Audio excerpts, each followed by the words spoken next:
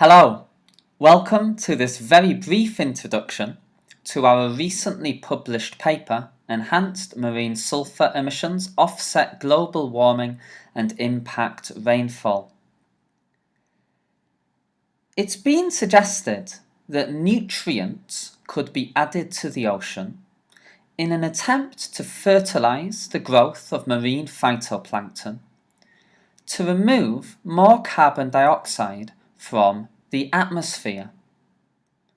A possible side effect of this proposed geoengineering method is that marine phytoplankton can release a compound known as dimethyl sulfide, and this sulfur-containing compound can form sulfate aerosol in the atmosphere. And the small droplets of sulfate aerosol can scatter incoming solar radiation, known as the direct effect, and also alter cloud properties, which may have indirect effects on the climate. In this particular study, we ignored most of the mechanisms in the bottom left, and instead chose to focus on the question of what would happen if dimethyl sulfide emissions were to increase.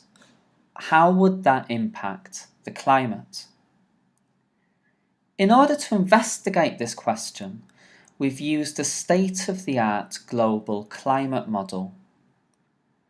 And to summarize very briefly, we found that enhanced dimethyl sulfide emissions can decrease surface temperature, offsetting global warming.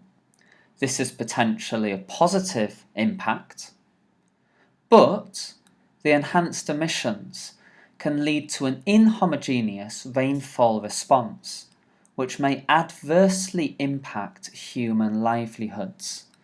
This is potentially a very negative impact. It's also worthwhile noting that we haven't considered the potential negative impacts on ocean ecosystems.